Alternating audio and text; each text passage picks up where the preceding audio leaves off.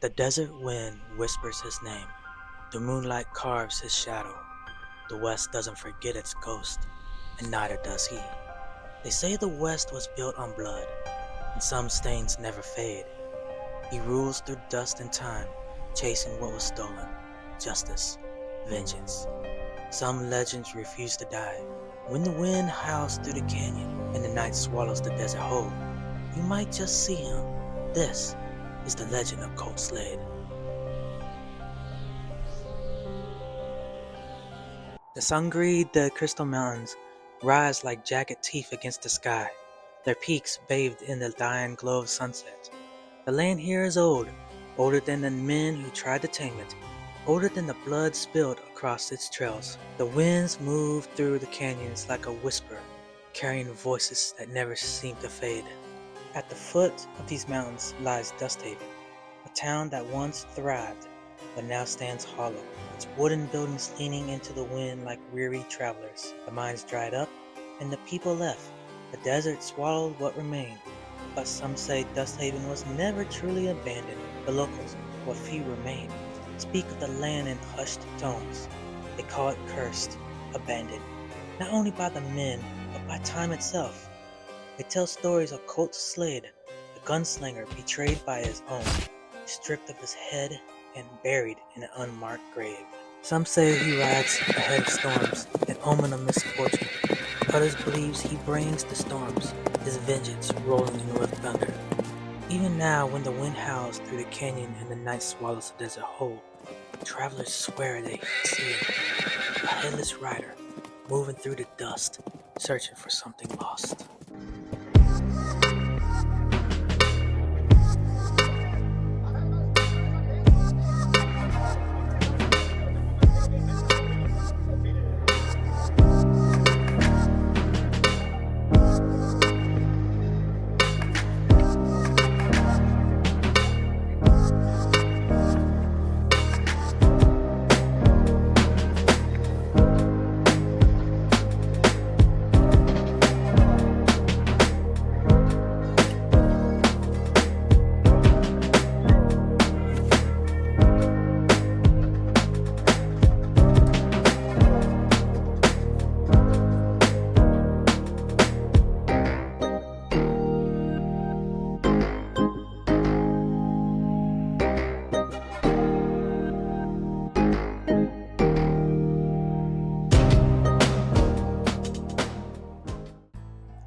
The sun hung low over the mountains, casting long shadows that stretched across the broken trails.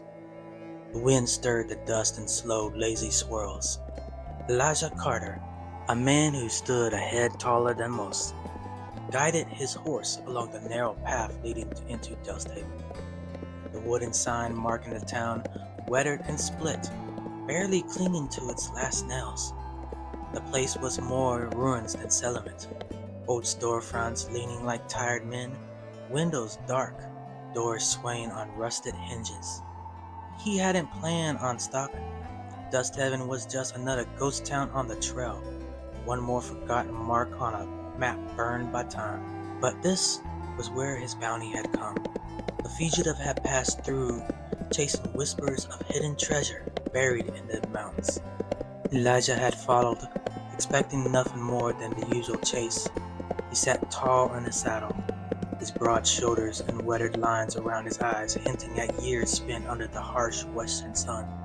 A worn leather duster concealed the twin revolvers strapped to his thighs, a subtle but clear message to anyone who might mistake him for an easy target.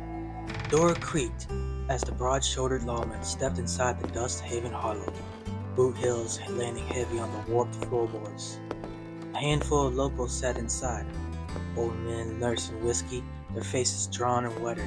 Their conversation stopped the second Elijah entered, their gaze shifting toward him, like they were gauging something they weren't ready to name. Elijah was used to the way he looks. He had the kind of build that made men keep their distance, 6'5" and powerfully built. He wasn't here to make friends, wasn't here to entertain ghost stories. Dim light of the saloon glinted off the silver star pinned to his vest, a badge earned through grit and determination. As they crossed the room, one of the old men leaned toward another, muttering something just low enough to be a whisper.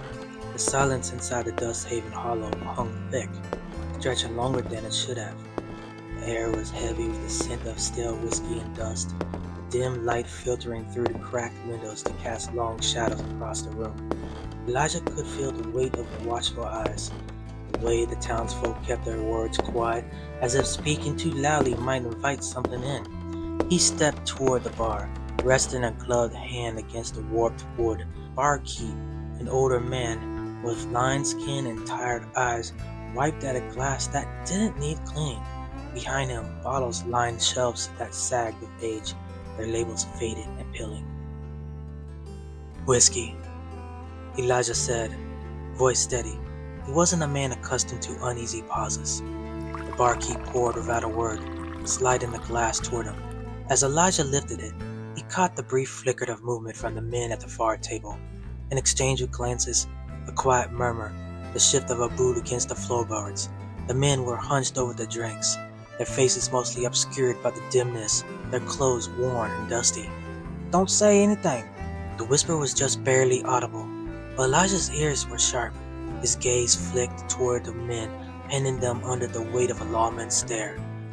One of them, lean and wiry, the kind of face that had seen too many hard years, cleared his throat and turned away.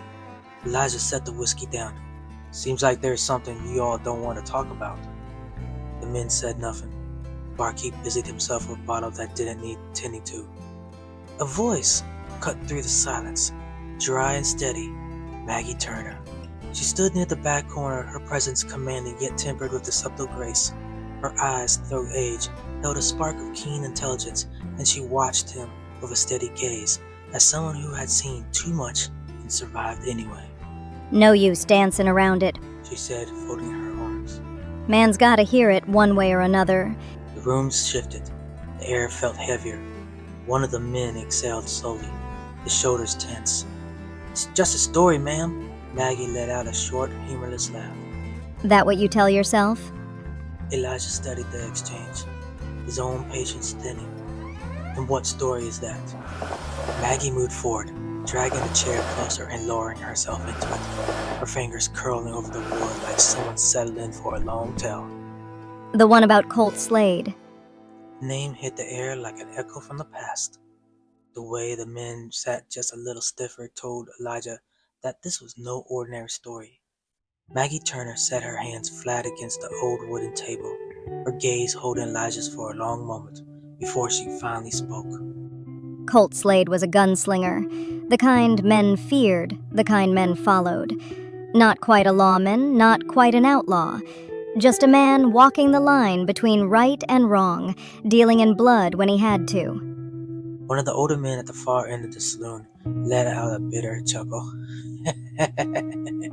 "And plenty of men want him dead for it." Maggie nodded once. It caught up to him, sure enough, right out there in the Black Range. His own posse turned on him. They dragged him through the canyons, took his guns, took his horse, and took his head. The room fell silent for a long beat. Elijah didn't flinch. He had heard plenty of ugly stories before. Men died cruel deaths every day in the West, sometimes worse than that. But Maggie's voice didn't carry the tone of embellishment, and the locals watching him weren't telling this like it was some tall tale spun for cheap entertainment. One of the men nearest to Elijah shifted uncomfortably, rolling a whiskey glass between his hands. "They say they buried him out there near the mountains, somewhere unmarked. Couldn't risk no one coming back for him." Another man near the door exhaled slowly. "Didn't matter none. He came back anyway." Elijah raised an eyebrow. "You mean the stories?" Maggie leveled him with a look. "You hear those hoofbeats in the wind, Marshal. You ever seen the storms roll in faster than they should? That's him. Colt Slade rides before the tempests, moving through dust and time, looking for what was taken." The man nearest to Elijah shifted his shoulders. "And if you see him," his voice quieter now, carrying the weight of something he didn't quite want to say, "you best hope he don't see you." Elijah leaned back against the bar, slow and measured. That what you tell every drifter who comes through? Maggie held his gaze steady. You think I'm trying to scare you, lawman? Elijah didn't answer. A gust of wind rattled the windows. Somewhere beyond the buildings, a deep rolling thunder echoed through the hills.